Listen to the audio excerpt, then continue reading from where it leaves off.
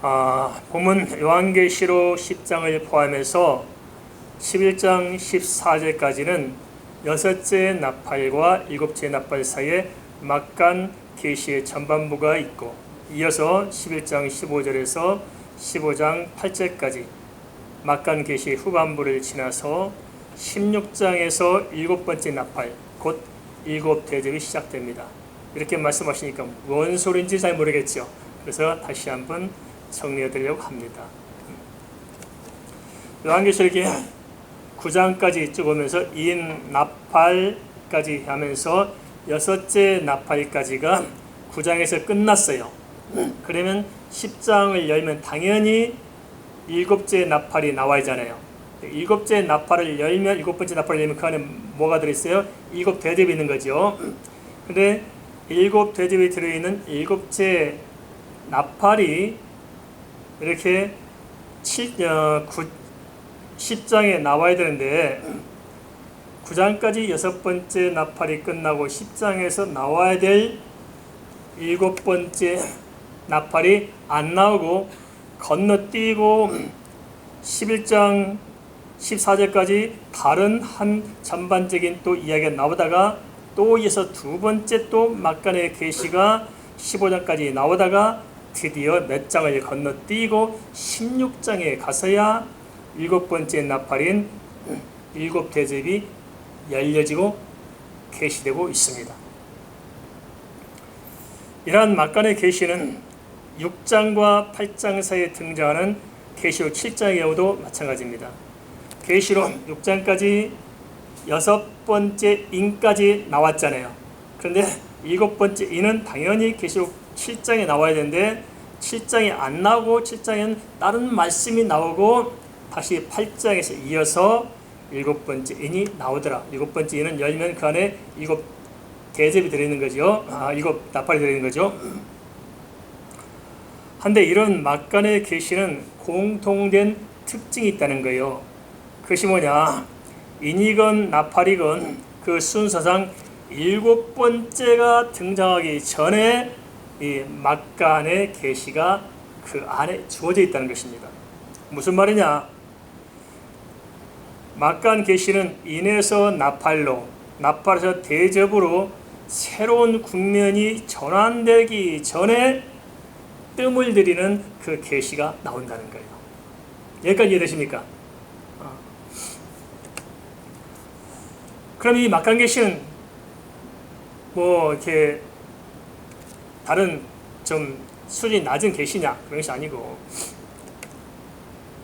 해를 시키면 해도 나오지만 씻기다시도 나오죠. 근데 해만 비싸고 좋은 것이 아니고 씻기다시도 해 못지않게 똑같이 비싸고 좋고 맛있는 거예요. 그런데 해와 해를 연결해 주니까 씻기다시를 좀 주었다는 거예요. 먹고 숨 쉬고 이것 좀 맛보고 해를 먹도록. 그래서 그 성경의 큰 줄기는, 하나님의 계시의 큰 줄기는 인과 나팔과 또 대접으로 이어지면서 경고의 말씀 전에 계시의 말씀을 주시고, 그 다음에 계시의 말씀이 경고의 말씀을 듣고 그 다음에 심판의 말씀이 나오는데, 그 경고에서 계시에서 경고로, 경고에서 심판으로 그 중간 그 전환점에 그 말씀을 받을 수 있는 준비로서의 막간의 계시의 말씀이 들어있는데, 6장에서 8장 사이 7장은 한 가지의 막간의 계시가 들어있는데 10장에서 16장 사이는 두 부류의, 크게 보면 두 개의 막간의 계시가 주어져 있다. 왜냐? 이는 계시의 말씀이고 나팔은 경고의 말씀이니까 그 긴박감이 덜할 수 있어요. 그런데 이미 나팔 중에 경고하고 이제 하나님의 심판이 시작되기 전에는 이게 굉장히 심각한 문제가 나오는 거예요. 그죠? 심판하면 돌이킬 수 없잖아요. 그래서 이 경고하고 심판하기까지는 이 10장부터 15장까지 6장이라는 그 진짜 긴장된 그 긴장감 속에서 크게 보면 앞달락 뒷달락 계시를 이렇게 보여주면서 이 심판의 계시인 이 대접의 계시를 받아들이도록 준비하고 있다는 것입니다. 이해되셨죠? 여기까지는. 근데 문제는 뭐냐? 여섯 번째 나팔까지 경고를 통해서 충분히 회개의 기회를 제공했음에도 불구하고 사람들이 회개해요, 안 해요? 회개 안 해요. 결코 회개하지 않습니다. 오히려 회개를 요청할수록 사람들이 강팍해져가지고 우상을 더 섬기고 더 음란하고 더 타락하고 별짓들을 다 하면서 하나님은 두렵지만은 자기들은 고치지 않고 죄악을 더 깊게 반복하더라 하는 것입니다. 이게 마지막 때 사람들이 겪는 일들입니다. 근데 왜 그럴까요? 왜 세기 말에 접어들면 이런 일이 생길까요? 그것은 마태복음 24장 12절에서 이미 예언해주고 있습니다. 뭐라고 기록하냐면 마지막 때가 되면 세상에 불법이 상함으로 말미암아서 사람들에게 있어서 사랑이 식어진다고 이야기하고 있습니다. 여러분들 사람들 보면 이 점을 느낄 수 있죠. 사랑이 식어지죠. 옛날 같은 경우는 공원에서 청소년들이 담배 피우면 어른들 가다가 기침 칵칵 하면서 이놈 한마디 하면 담배 불 끼고 아유 죄송합니다 하고 그냥 하고 호통치면 다 듣고 했잖아요. 그래서 왜 담배 피우면 뭐예요? 너나 하지 않았어요 그러잖아요. 담배 들어. 이 도대체 이 고돌이들이 얼마나 무서운지 몰라. 요즘 고돌이보다 중돌이가 더 무섭대요. 세상 물정 몰라가지고 막 어리고 뭐가 아무것도 없어요. 그래서 여기서 불법이 성함으로 사랑이 식은단 말이 무슨 말이냐? 그래서 불법이 뭐냐? 부동산법을 어기고 뭐 이런 것을 말한 것이 아니고 여기서 법이란 것은 하나님의 말씀인 영적인 계시의 법이 식어진다는 것을 말하고 있습니다. 마지막 때 되면 하나님의 계시의 말씀이 식어집니다. 전 세계를 쫙 보세요. 어찌 보면 참 한국도 그렇습니다만은 이 언론이나 모든 것이 보면은 정말 애곡되어 있고 편협합니다. 왜냐하면 그 모든 언론과 시대 정신을 붙잡아 줄 수 있는 중심의 어떤 핵심이 잘못되다 보니까 없다 보니까 제각기 옳은 소리를 많이 하는데 정말 심각하게 흘러가고 있습니다. 흔히 하는 말로 시대 정신이라는데 이 시대에 이끄는 정신이 뭐냐? 그 시대 정신이 어디서 나올까요? 어떤 사람은 역사의식이 없다는 것은 무슨 말입니까? 당시 말하는 것이 시대 정신에 비춰볼 때 역사의식이 없다는 것은 역사에서 시대 정신이 나온다고 지금 보고 있는 것입니다. 근데 과연 역사에서 시대 정신이 나올까요? 아닙니다. 전 세계는 지금 현재 대세가 인문학의 대세입니다. 다양한 인문학이 있지만 그 사실 인문학의 뿌리는 뭐냐면 불신앙에서 등장하고 있습니다. 불신앙으로 만들어진 인문학적인 것을 가지고 뭘 만들었냐면 역사도 필요 없고 그냥 거기서 시대 정신을 바로 만들어냅니다. 근데 그 시대 정신이 하나님을 대적합니다. 그래서 이 시대 정신을 통해서 동성 결혼이 나왔고 동성애를 합법화하고 심지어 장로교조차도 미국장로조차도 동성애 목사를 세우기로 합법화시키고 이게 다 시대 정신이 나와 있는데 시대 정신은 그 시대에 살아가는 문화와 그 시대의 철학과 그 시대의 상황과 조리에 의해서 볼 때는 정말 완벽하게 옳을 수 있다고 말할 수 있어요.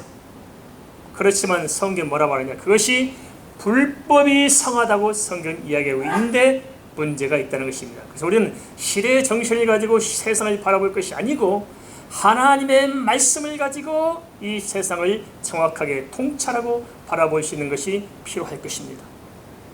참 나라의 지도자들이 참 보는 안목에 깊이가 좀 있었으면 좋을 텐데 너무 표면적이고 표피적이고 정말 답답하고 특별히 영적인을 담당하는 사람들은 정말 깊이가 한량이 없어야 됩니다. 하나님 말씀에 깊은 곳으로 들어가서 이 시대를 바라볼 수 있어야 되는데 그게 안 되다 보니까 뭡니까? 오히려 교회가 자행해서 불법을 앞세웁니다.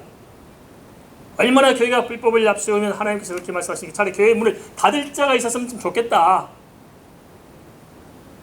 이게 심각한 문제가 아니겠습니까? 이게 마지막 때 흘러가는 세상의 조류입니다. 그럼 어떻게 해야 되냐 도대체 우리는 어떻게 해야 되느냐? 자 다시 한번 말씀드리면 세 가지만큼이라도 우리가 좀 신경을 쓰자. 뭐냐? 첫째, 우리 마음을 좀 다스리자. 마음을. 사단이 뭘 공격하냐면 마음의 정신을 공격한다고요. 그죠? 다 옳은 줄 믿고 살아가. 왜냐, 내 마음이 사단에 붙들리면 사단이 주는 아이디어가 옳은 거거든요.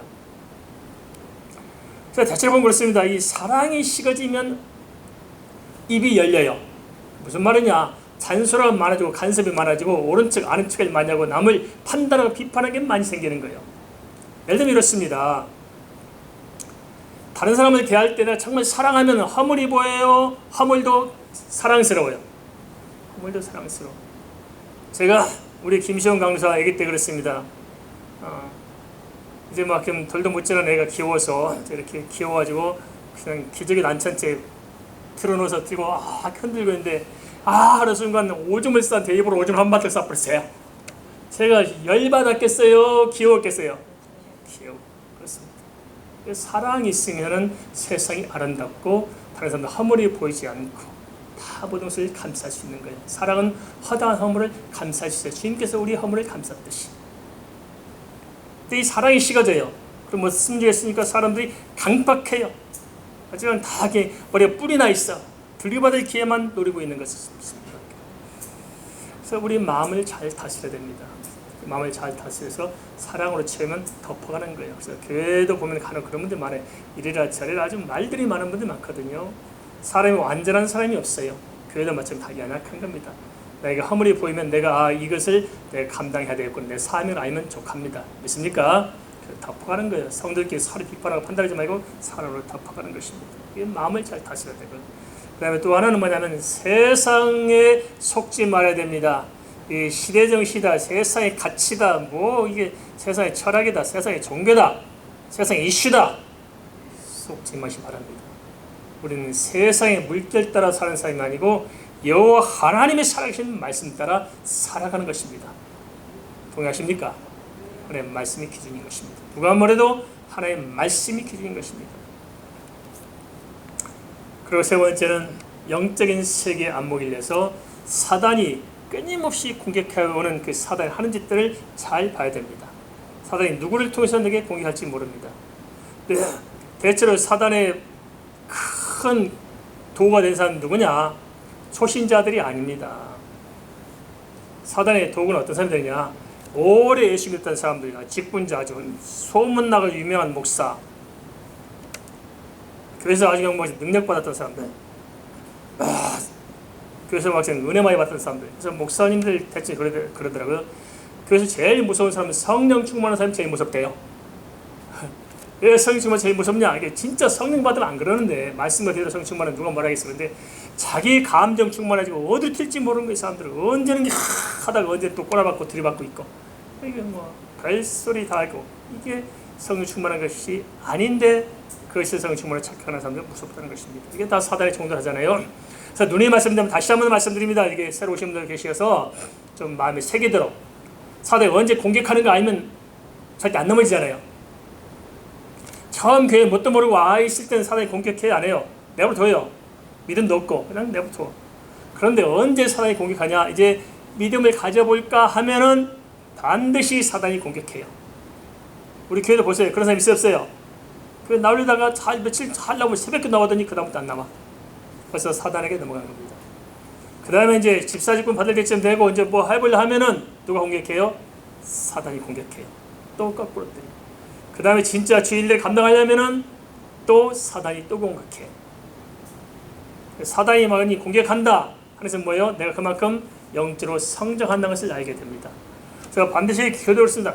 꼭 주일을 봉사하려고 하면은 하다가 꼭 넘어지는 케이스는 뭐냐면 사단이 쓰러뜨려서 못하도록 만드는데, 그 영적인 안목이 없으면 사람에게 실족하고 사람끼리 시시비 가리다가 서로 상처받고 은혜 떨어지고 주님을 떠나게 된다. 그걸 조심하는 것입니다. 눈에 말씀드리자면 하나님을 사랑할수록 연단이 깊습니다. 동의하십니까? 그리고 우리가 사명을 감당하고 사명이 크면 클수록 사단이 내버리지 않습니다. 동의하십니까? 그래서 그런 일이 수없이 벌어지는데, 사단에 속으면은 우리는 다 무너집니다. 저도 마찬가지입니다. 이 많은 일들을 제가 사단이 하는 것으로 보지 못하고 사람이 하는 것으로 보면 저는 실족돼가지고 그죠? 벌써 넘어졌어요. 그러나 한 것은 배후에 사단 역사를 보기 때문에 지지 않고 그냥 가는 것입니다. 하나님께 맡기고 가는 것입니다. 이러한 배경을 선제적으로 먼저 이해하고 나서 오늘 본문인 계시록 10장 1절 3절을 읽기 시작하면 좀 이해가 되실 거예요. 계시록 10장 1절 3절을 함께 봉독하겠습니다. 내가 또 보니 힘센 다른 천사가 구름을 입고 하늘에서 내려오는데 그 머리에 무지개가 있고 그 얼굴은 해 같고 그 발은 불기둥 같으며 그 손은 펴놓인 작은 두루마리를 들고 그 오른발은 바다를 밟고 왼발은 땅을 밟고 사자가 부르짖는 같이 큰 소리로 외치니 그가 외칠 때 일곱 우레가 그 소리를 내어 말하더라. 계시록 10장 1절 3절은 계시를 전하는 천사의 모습을 보여주고 있습니다. 이 천사의 모습 아주 굉장히 대단한 모습으로 우리에게 보이고 있습니다. 그래서 우리 생각해 볼 수 있습니다. 태양이 얼마나 대단하고 달이 얼마나 신비스럽습니까? 그런데 성경적 관점에서는 뭘 말하느냐? 태양과 이 온 우주의 이대함과 신비함을 통해서 지금 뭘 보라는 거요? 하나님의 이대하심과 하나님의 그 놀라우심을 깨닫고 알라는 거예요. 사람들이 태양만 보고 태양 이대함만 보기 때문에 태양에게 절을 하고 기도하고 달에게 기도하고 달에게 절하고 그러지 않습니까? 그래서 마찬가지입니다. 천사를 이렇게 이대한 모습을 보여준 것은 천사를 경배하거나 천사가 대단한 것이 아니고 그 천사의 모습을 통해서 누구를 계시해 준다고요? 우리 주 예수 그리스도 삼일째 하나님을 천사의 모습을 통해서 우리에게 계시해 준다. 왜 이 천사의 이대한 모습을 계시해 줄까요? 그것은 천사의 손에 붙들리고 있는 두루마리가 이 말씀 자체가 이 하나님의 이대하심과 오묘하심 속에서 하나님의 뜻과 계획과 섭리와 모든 작전과 예정 가운데서 오늘 우리에게 주시는 말씀이라는 사실들을 알라 하는 것입니다. 있습니까? 이 말씀을 그렇게 알아듣도록 그런 모습을 보여주고 계신다는 것입니다. 그래서 이 천사의 모습을 어떻게 보자면 첫 번째는 힘이 세다고 보이죠. 힘이 세다고 보니까 하나님의 강력한 권세. 구름을 입고 하늘에서 내려온 모습은 어떤 모습을 보여줄까요? 성경에 구름 타고 오시는 모습을 보이지. 언제요? 예수님이 재림하실 때 구름을 타고 오시리라. 그런데 실제 보니까 천사가 구름을 입고 있어요. 하늘에서. 이건 뭘 보여주냐? 예수 그리스도의 재림의 모습을 미리 보게 해주신 것입니다. 이 구름은 우리가 생각하는 이런 구름이 아니고 하나님의 영광을 이야기하고 있습니다. 그래서 이 재림을 연상하는 이러한 모습을 통해서 장차 오실 예수 그리스도에 대한 계시의 말씀과 이 두루마리가 연결되어 있고 두루마리를 쓴 목적이 바로 궁극적인 초점이 거기에 있음을 우리가 생각하도록 한다는 것입니다. 세 번째는 머리에 무지개가 있다고 보여줬죠. 무지개 하면 떠오르는 게 있습니다. 성경에 무지개 나와요. 어디 나옵니까? 노아 홍수 이후에 언약의 무지개를 두어서 다시는 물로 세상을 심판하지 않는다고 말씀해주고 있습니다. 무지개가 너무너무 아름다워요. 우리 한국은 공예를 좀 이렇게 해서 무지개 별로 이렇게 큰 무지개 못 보는데 저희 우즈베키스탄에서 카자흐스탄 넘어가는 때인데 비가 많이 왔는데 우즈베키스탄 카자흐스탄 넘어가는데 이게 대광야입니다. 대광야. 근데 무지개가 얼마나 크냐면 우즈베키스탄에서 시작돼서 카자흐스탄까지 무지개가 커 있어요. 온 하늘이 어마어마한 무지개가 한 나라에서 나라까지 이어지는 거대한 무지개가 있더라고요. 그게 보는데 정말 장관인데 확 숨이 막힐 정도로 이렇게 아름다울 수 있을까? 확 숨이 막힐 정도로 그 거대한 무지개를 봤습니다. 그걸 통해서 뭐예요? 무지개가 거창해요. 하나님이 이대하세요. 하나님의 이대하심을 이렇게 보여주고 있다는 거예요. 그 무지개를 왜 보여주냐? 그것은 하나님의 언약이다. 그 말은 하나님께서는 모든 말씀의 언약대로 1.1획도 착오 없이 시행하신 분이라는 사실들을 알라고 말씀해주고 있습니다.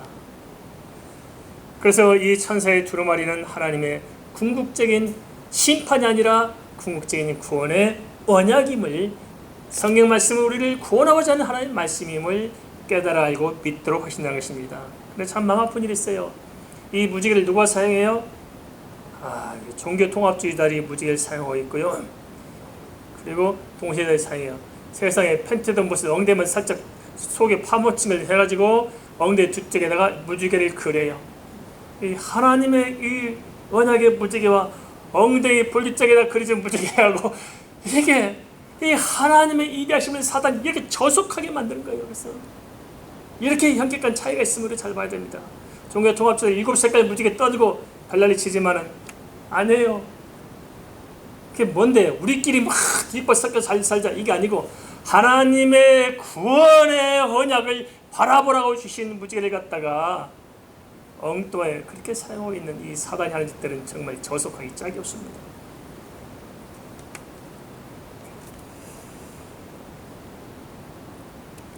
네 번째, 해 같은 얼굴이나 불기둥 같은 바른 주님의 모습을 반영하고 있고요. 또 다섯 번째, 바다와 땅을 밟고 있는 이 모습, 산서가 한쪽 발은 바다, 한쪽 발은 땅을 밟고 있잖아요. 이것은 거대한 모습을 탁 보여줍니다. 이것은 무슨 말입니까? 땅이나 바다나 그 주권적 권세가 누구에게 있다고요? 우리 하나님께 있습니다. 맞습니까? 땅도 하나님 거요, 바다도 하나님 거요. 우리 모든 인생도 하나님의 주권 속에 있다는 것을 알라는 것입니다. 생사화복을 지정하신 분 하나님이십니다. 다른 사람이 아니고 세상 어떤 일이 아니고 돈 때문에 내가 사는 것이 아니고 내 인생은 하나님께 달려있다. 하나님께서 온 세상 만물을 창조하실 뿐만 아니고 그 하나님이 친히 세상 만물을 운행하시고 하나님께서 우리 주 예수 그리스도를 통해서 우리를 구원하시고 작정하시고 그 구원의 모든 전 역사를 이끌어 가시고 그 안에 우리를 부르셨다는 사실을 알라고 말씀하시는 것입니다.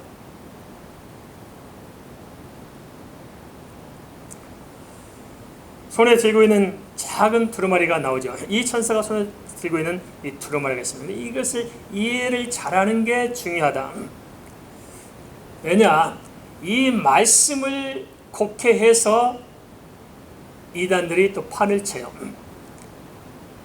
눈의 말씀에서 한번 여쭤보겠습니다. 우리를 구원하도록 하는 것이 하나님 주신 것이 뭐예요? 제 말씀이죠. 제 말씀을 통해 우리를 구원하세요. 그러면 사단이 우리를 쓰러뜨린 도구가 뭐예요? 말씀이에요. 그걸 잘 알아야 됩니다. 하나님은 우리를 구원하실 때 말씀으로 우리를 구원하세요. 사단은 우리를 넘어뜨릴 때 말씀을 가지고 하나님 말씀, 기록된 말씀 가지고 우리를 넘어뜨려요. 살짝 바꿔서.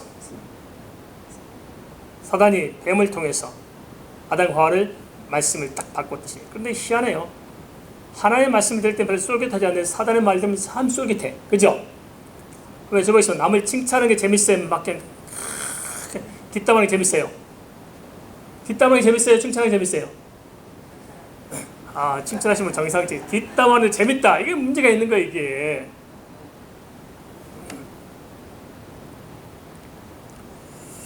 이 작은 두루마리가 왜 중요하냐? 바로 정말 성경을 보는 관점에서 우리 안목을 열어주는 게 굉장히 필요한 데 있어 참 의미가 있다는 것입니다. 어떤 사람들 입장은 이 손에 들고 있는 작은 두루마리 또 나오잖아요. 또 나오니까 이것은 종말에 대한 특별한 계시다 이렇게 주장합니다. 그러나 아닙니다. 문제가 있습니다. 계시록 10장 2절의 두루마리는 계시록 5장 2절에 등장하는 두루마리와 동일합니다. 계시록 10장 2절의 두루마리는 계시록 5장 2절에 등장하는 두루마리와 동일하다는 것입니다. 10장 2절은 계시록 몇 장과 동일하다고요? 5장 2절과 동일하다 맞습니다. 그게 무슨 말이냐? 성경 66권은 하나님 주셨어요. 주셔놓고 또 작은 두루마리를 또 주시잖아요. 그것은 이 66권 말고 다른 계시가 별도로 있는 것이 아니고 이 말씀이 기록된 성경책만 다르다는 것입니다. 알겠습니까? 우리가 큰 틀의 성경책 있잖아요. 막 눈이 환하게 보이는 지금 가방만한 성경책도 있고 또 손바닥만 성경책도 있잖아요. 이것만 다르지 내용이 다르단 말이 아니라는 것입니다. 알겠습니까? 이걸 말한다. 물론 그 두 가지에 있어서는 좀 하나의 차이점을 가지고 있는 것은 사실. 그 뭐냐면 계시의 점진성 문제가 있다는 것은 인정할 수 있습니다. 구체적으로 어떤 차이냐? 그 점을 알 수 있는 곳이 성경에 나와 있는데 계시록 10장 4절입니다. 그럼 계시록 10장 4절 말씀 한번 우리 눈으로 확인하겠습니다. 같이 봅니다. 일곱 우레가 말을 할 때에 내가 기록하려고 하다가 곧 들으니 하늘에서 소리가 나서 말하기를 이거 우리가 말한 것을 인봉하고 기록하지 말라 하더라. 계시록 1장 11절과 계시록 1장 19절에서는 계시의 말씀을 기록해서 교회에 보내라고 그랬어요? 교회에 보내지 말라고 그랬어요? 보내라고 그랬지. 하나님의 말씀을 계시를 기록해서 보내도록 했죠. 그러니까 우리가 혼란이 생깁니다.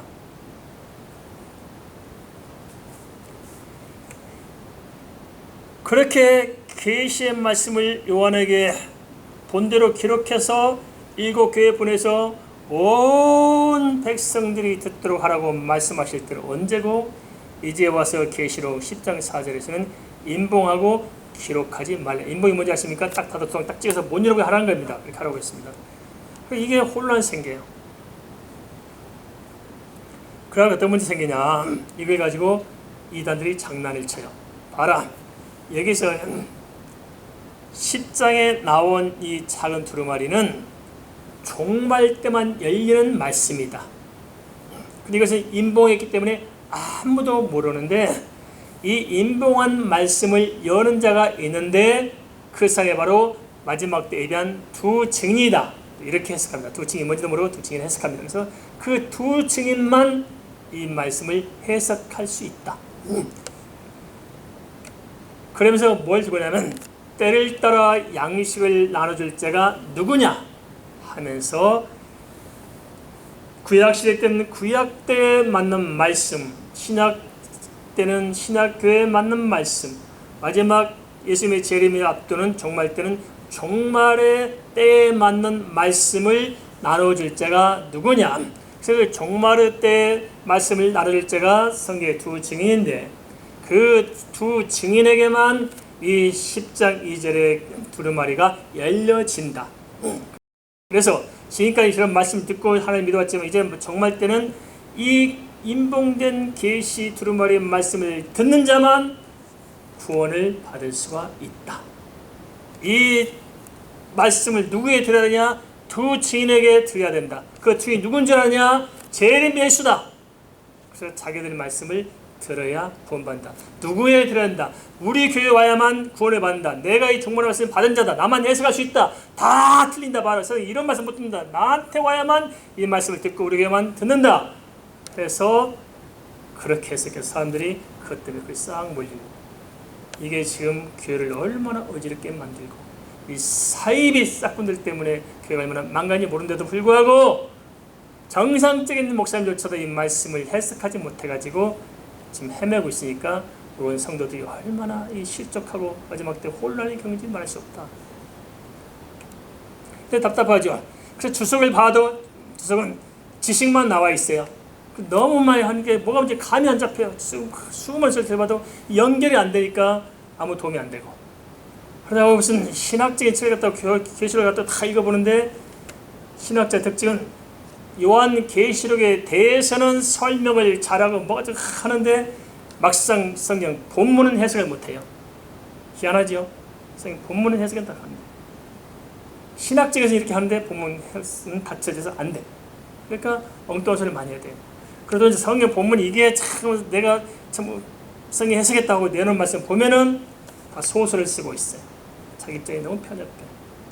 그래서 이것을 정확하게 맥락을 짚어서 성경 전체 속에서 정확하게 짚어가야 하는데 이게 어려운 문제가 아닌데 우리가 선제된 잘못된 그 지식들이 오히려 우리를 망가뜨리고 있습니다. 그걸 다 좀 던져버리고 이 참한 말씀을 잘 좀 붙잡았으면 좋겠습니다.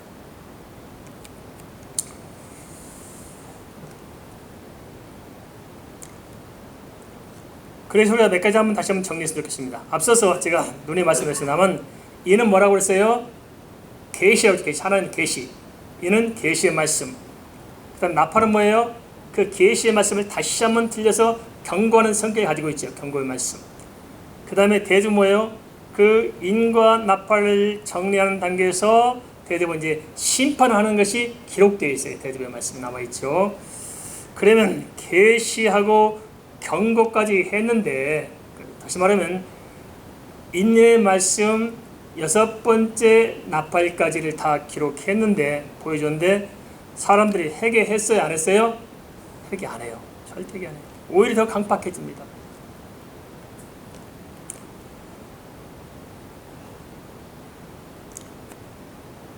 왜 그러냐?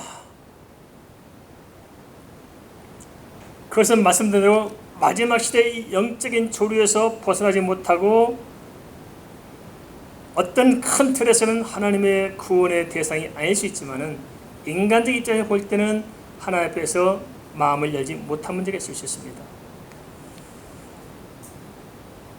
이런 저런 것을 통틀어서 볼 때 이 7 대접에 계신 작은 두루마리는 불신자에게 준 걸까요? 믿는 성도에 준 걸까요? 이걸 잘 구별해야 됩니다. 이 말씀은 불신자에게 주는 것이 아니고 성도들에게 주신 말씀입니다. 그래서 불신자들에게는 인봉되어 있다, 가려져 있고 성도들에게 열려져 있다 하는 것입니다. 이 차이를 볼 수 있어야 돼요. 이 하나 차이가 있어 계시의 점진성이라는 것을 말씀하셨습니다. 그래서 마지막 시대 때 축복이 뭐냐? 하나님의 계시의 말씀이 들려지는 것이 복입니다. 동의하십니까? 그래서 계시록 시작되고 그랬잖아요. 제 말씀을 읽는 자가 복이 있고 듣는 자가 복이 있고 그 말씀을 지키는 자가 복이 있다고 한 이유가 뭐냐?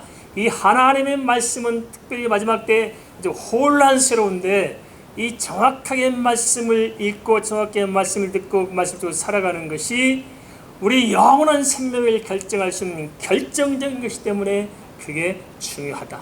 그래서 무엇이 저주냐? 하나님의 말씀이 들려지지 않는 것이 이게 참 저주고 하나님의 말씀이 안 들린 것이 참 답답한 문제고 제 말씀이 들려진 것이 복인 줄 믿습니다.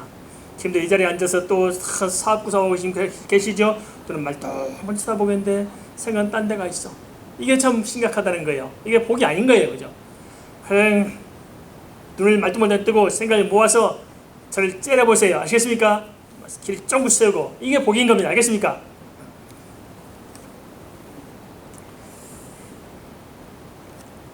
일곱 번째 경고의 나팔을 불면 그 안에 세 번째 큰 화라고 말한 7 천사의 7 대접이 나옵니다. 7번째 경고 나팔을 딱 불었어요. 그 나팔 내용이 뭐예요? 이제 7 천사의 심판 대접이라는 것입니다. 딱 보이는 거죠. 한번 여쭤보겠습니다. 그러면은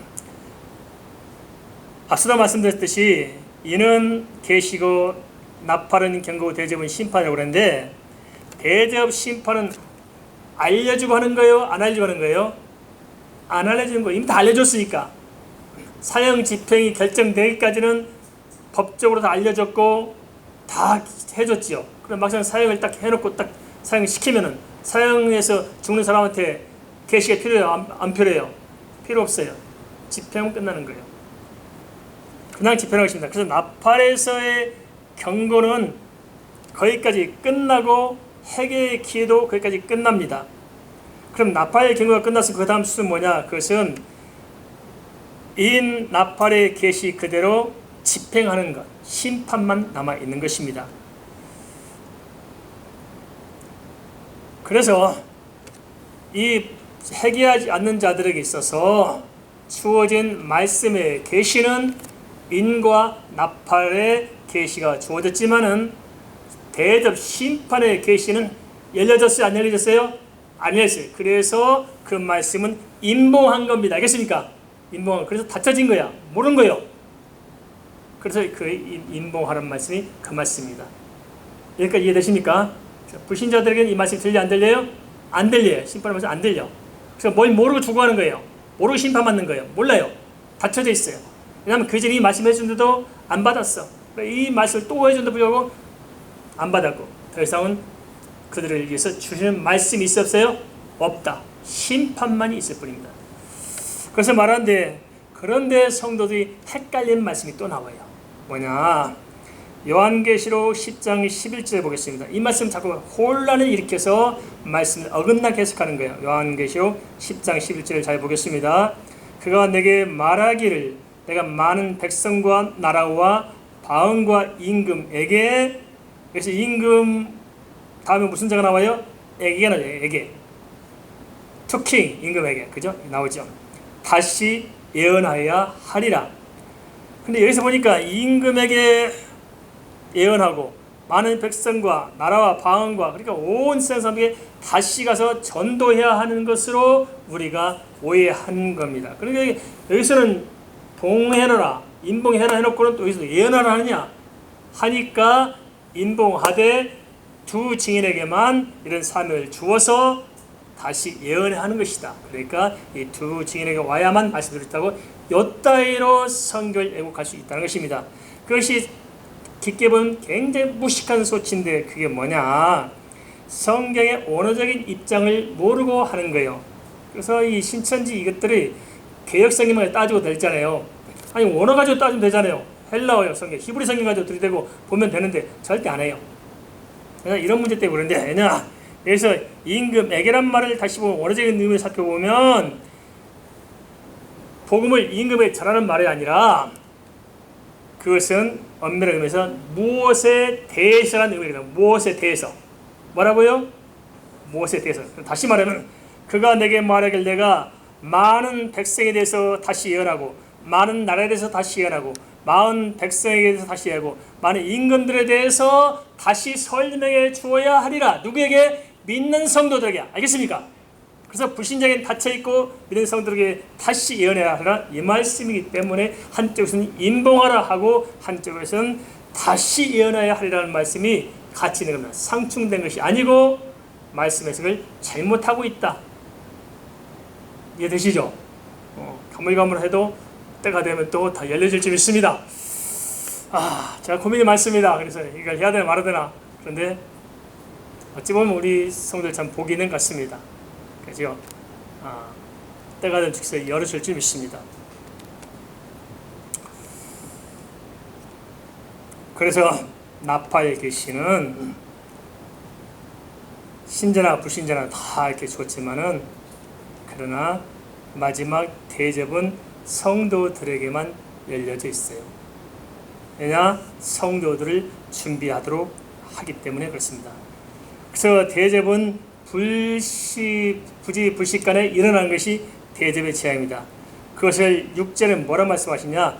지체하지 않으리라. 그리고 7절은 일곱 번째 나팔을 불려고 할 때, 그 일곱 번째 나팔은 뭡니까? 열면 일곱 대접이죠. 일곱 대접이 시작되려고 할 때 이러한 심판의 역사가 있는 것입니다. 속히 일어나리라 하는 것을 이야기해 주고 있습니다. 마지막으로 계시록 10장 9절에 10절 말씀을 좀 보겠습니다. 계시록 10장 9절에서 10절 말씀을 좀 살펴보겠습니다. 내가 천사에게 나가 작은 두루마리를 달란즉 천사가 이르되 갖다 먹어버리라. 내 배에는 쓰나 내 배에는 꿀같이 달리라 하거늘 내가 천사의 손에서 작은 두루마리를 갖다 먹어버리니 내 입에는 꿀같이 달아 먹은 후에 내 배에서는 쓰게 되리라. 예, 두루마리의 말씀을 먹을 때는 꿀같이 단데 먹고 나서 배에서 쓸까요? 입에서 달았으면 배에서 달아야 할 거 아니겠어요? 그런데 성경이 그렇게 말하지 않습니다. 말씀을 먹을 때는 달았는데 먹고 나니까 배에서 막 쓰리고 아프다는 거예요. 이게 무엇을 말하느냐?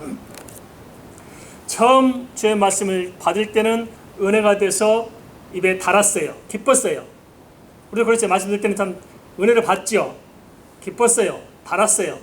근데 뭐가 문제냐? 그 말씀대로 내가 말씀을 붙들고 살려고 하면은 그 다음부터는 문제가 달라요. 그죠? 그 말씀을 소화하려면은 심각한 거예요. 그래서 입에는 다나 배에서는 쓰다고 성경은 기록하고 있습니다. 도대체 배에서 왜 쓸까요? 그것은 두 가지 때문에 그럴 것입니다. 하나는 이제 끝내 심판에 던져지는 내 일가친척 자녀들 이 세상을 바라볼 때 고통스러운 거예요. 나는 하나님의 이 대접의 말씀을 받아서 세상이 어떻게 될 줄 알고 살아가는데 저들은 몰라요. 죽어가는 순간까지 몰라요. 그것을 지켜봐야 나는 내 배에서 그 말씀을 듣고 쓰고 아픈 거예요. 또 하나는 뭐냐? 모든 성도들과 모든 하나님의 자녀들이 그 말씀 앞에 섰을 때 나의 연약함 때문에 애통하게 되더라 하는 것이 애통이에요. 고통스러워 도대체. 그래서 참 그렇대요. 예수 그리스도를 알면 알아갈수록 좀 달라요. 처음에는 그냥 신앙생활이 막 꿀같이 달았는데 나중에 가보면 씁쓸한 게 한두 가지가 아니에요. 그래 안 그래요? 그렇죠. 깊게 들어가면 씁쓸한 일이 많아요. 아픔이 많아요. 시대를 바라보면서 에레미야처럼 눈물을 통곡하잖아요. 에레미야 당시 시대를 바라보면서. 그러니까요. 하나님의 세계를 깊게 알고 이 시대를 바라보니까 시대를 향한 눈물이 복받쳐오는 거예요.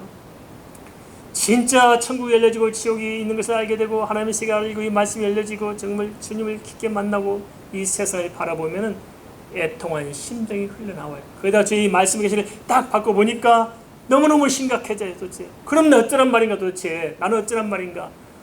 나는 너무 연약하고 잘못 살았고 부족한데 어쩌란 말인가. 가슴에 다가오면서 이 근심이 생기는 거예요. 영적 근심. 이게 근심 막 생겨요. 도대체 속이 쓰려요. 어떻게 하면 좋을까. 저도 그것 때문에 많이 안타깝습니다. 하나님 지금 제가 깨달은 주의 말씀을 제가요 20대 때 깨달았었는데 인생이 달라졌을 텐데요. 제가 하나님 말씀을 잘 모르고 깨닫지 못해서 지난 세월이 원통합니다. 흘러간 세월 돌이킬 수도 없고 너무너무 마음이 아픕니다. 희한하게 주님께 가까이 가면 갈수록 내 죄성과 허물과 잘못 살아왔기 때문에 너무너무 마음이 아픈 거예요. 막 속이 쓰린 거예요. 그것을 가르쳐 성경은 내 입에서는 꿀같이 달지만은 내 배에서는 쓰게 되더라. 이 말씀을 하고 있습니다. 단 게 좋아요? 쓴 게 좋아요? 말씀을 달게 받았으니까 쓴 것을 잘 감당해야 됩니다. 알겠습니까? 쓴 걸 감당해야 성장이 따라와요. 변화가 따라옵니다. 마지막 시대는 눈이 말씀드린다면 배도의 시대입니다. 무슨 시대라고요? 배도의 시대. 이제 많이 넘어갈 것입니다. 말도 안 되게 넘어가요. 착각하지 마십시오. 많이 넘어갈 것입니다. 그럼 우리 어찌해야 되느냐? 이 마지막 시대에 어떻게 이겨낼 수 있느냐? 이 말씀을 통해서 결론적으로 몇 가지만을 좀 정리했으면 좋겠다. 첫째 뭐냐? 절대 말씀을 잃어버리지 말자. 말씀 붙잡고 사시기 바랍니다. 두 번째는 예배를 놓치면 안 됩니다. 예배를 놓고 살 수 없어요. 예배를 붙잡고 살아야 내 영을 지켜낼 수 있습니다. 알겠습니까? 예배 놓치지 마시고요. 세 번째는 기도를 쉬는 죄를 범하면 안 됩니다. 기도를 잃어버리면 힘을 잃어요. 우리는 기도를 통해서 응답받아 살게 돼 있고 은혜 받아 살 수 있어요. 기도 놓치면 안 되는 거예요. 아무것도 안 되는 거예요. 성도들이. 기도하십시오. 기도를 통해서 하나님이 살아계시를 알게 되고 기도가 응답된 걸 알아야 힘이 나는 것이지 기도 없이는 무슨 힘으로 살아가요. 기도. 세 번째는 은혜 받아야 됩니다. 무슨 은혜?